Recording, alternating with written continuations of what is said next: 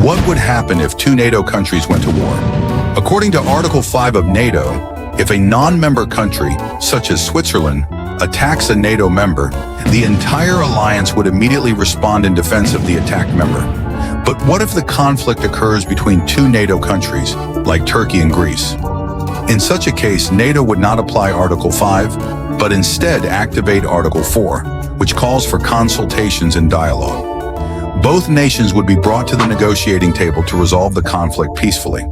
However, if diplomacy fails and tensions continue to rise, NATO might deploy peacekeeping forces to prevent the conflict from escalating further.